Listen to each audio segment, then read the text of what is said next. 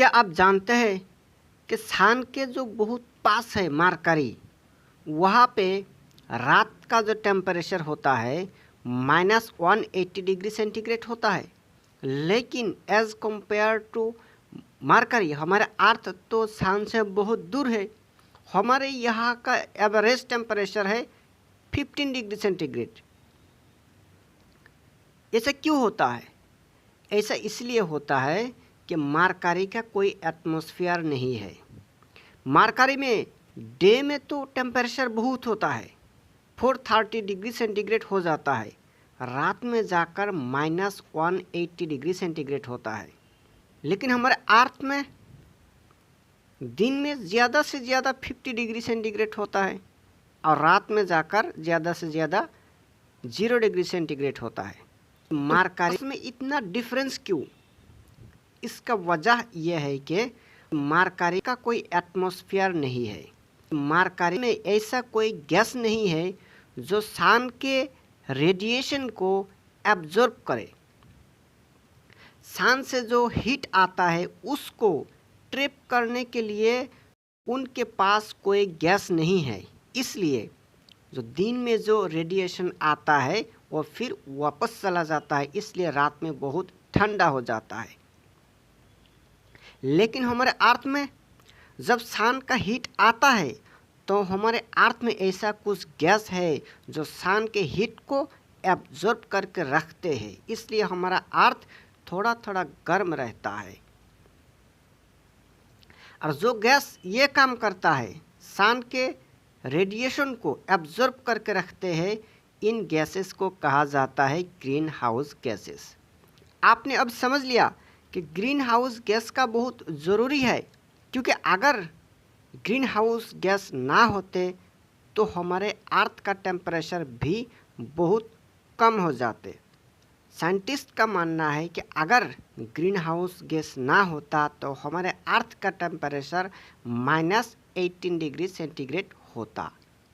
अब तक आपने समझ लिया कि ग्रीन हाउस गैस का रहना भी ज़रूरी है, लेकिन ज़्यादा रहे फिर भी प्रॉब्लम है। जैसा कि वीनस को आप देख लीजिए, उसका 96.5% एटमॉस्फेयर जो है कार्बन डाइऑक्साइड है।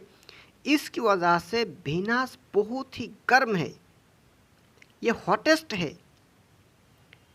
467 डिग्री सेंटीग्रेड है वहाँ का हॉटनेस। कंक्लूजन यही है कि हमें ग्रीन हाउस गैस चाहिए, लेकिन ज़्यादा भी नहीं चाहिए, कम भी नहीं चाहिए। अब आए हम मेन मुद्दा पे आते हैं, ग्रीन हाउस इफ़ेक्ट क्या होता है। दोस्तों, अगर हम ग्रीन हाउस इफ़ेक्ट के बारे में जानना चाहते हैं तो पहले हमें यह जानना होगा कि ग्रीन हाउस होता क्या है। ग्रीन हाउस ऐसा एक घर है जो सन के हीट को एब्जॉर्ब करने का ताकत रखता है। जो बहुत ठंडा एरिया है वहाँ पे पेड़ पौधा ज़्यादा नहीं होते हैं, इसलिए वहाँ पे ऐसा कुछ घर बनाया जाता है ग्लास का, ताकि वहाँ का जो सन का हीट है उसको अंदर में एब्जॉर्ब करके रखे।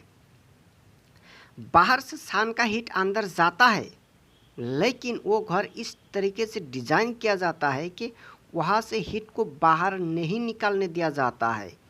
इस वजह से उस घर का टेम्परेचर थोड़ा ज़्यादा होता है, इसलिए वहाँ पे पेड़ पौधा ज़्यादा होता है। आपने समझ लिया कि ग्रीन हाउस का मतलब ये है कि ऐसा एक घर जिसके अंदर हीट थोड़ा ज़्यादा होता है एज़ कम्पेयर टू उसके सराउंडिंग्स। अब हम डिस्कस करेंगे ग्रीन हाउस इफ़ेक्ट क्या होता है। सूरज का रेडिएशन हमारे अर्थ पर आता है, फिर हमारे अर्थ कुछ रेडिएशन को एब्जॉर्ब करते हैं और कुछ को री एमिट कर देता है। दैट मीन्स सूरज से जो रेडिएशन आया है कुछ हमारे अर्थ अपने पास रखता है और कुछ वापस भेज देता है।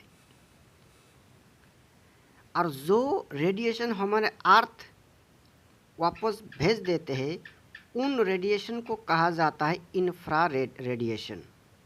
और उन रेडिएशन में से कुछ रेडिएशन को ग्रीन हाउस गैसेस एब्जॉर्ब करके रखता है, जैसा कि कार्बन डाइऑक्साइड है, मीथेन, नाइट्रस डाइऑक्साइड है, वाटर वेपर है, ये क्या करते हैं, जो रेडिएशन है उसको एब्जॉर्ब करके रखता है, जिस वजह से हमारे अर्थ में गर्मी रहता है।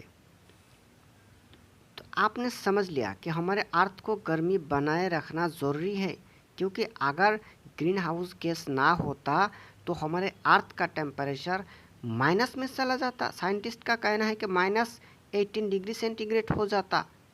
लेकिन अगर ग्रीन हाउस गैस बहुत ज़्यादा हो जाए फिर भी प्रॉब्लम होगा। साइंटिस्ट का मानना है कि प्री इंडस्ट्रियल एरा से लेकर आज तक 1.47 डिग्री सेंटीग्रेड का टेम्परेचर राइज हुआ है। इसलिए साइंटिस्ट लोग सोच रहे हैं कि हमें इसको रोकना होगा। अगर अर्थ बहुत ज़्यादा गर्मी हो जाए तो यहाँ पे हमारा ज़िंदा रहना पॉसिबल नहीं होगा। इसलिए साइंटिस्ट लोग कोशिश कर रहे हैं कि ग्रीन हाउस गैस को कमाया जाए, क्योंकि अगर ग्रीन हाउस गैस को अभी रिड्यूस ना किया जाए, अगर ये दुनिया गर्म होते रहे तो जो आइस है वो मेल्ट होते रहेगा। अगर आइस मेल्ट होगा तो बहुत सारे आइलैंड है वो पानी के नीचे चला जाएगा। उसी तरह अर्थ का एल्बिडो पावर भी कम हो जाएगा। अगर इस तरीके से ग्रीन हाउस गैस को रिड्यूस ना किया जाए तो हमारे अर्थ का जो वेदर है वो एक्सट्रीम हो जाएगा। कभी बहुत ज़्यादा गर्मी हो जाएगा, कभी बहुत ज़्यादा ठंडा हो जाएगा। इसलिए इसको रोकना ज़रूरी है। इसका सॉल्यूशन क्या है? हमें फॉसिल फ्यूल का यूज़ रिड्यूस करना होगा। हमें फॉरेस्ट को ज़्यादा से ज़्यादा इंक्रीज करना होगा। कंक्लूजन में हम यही बताना चाहते हैं कि ग्रीन हाउस गैस हमारे लिए ज़रूरी है, लेकिन उसका ज़्यादा भी नहीं चाहिए, कम भी नहीं चाहिए। इसलिए इसका एक एवरेज मेंटेन करना ज़रूरी है।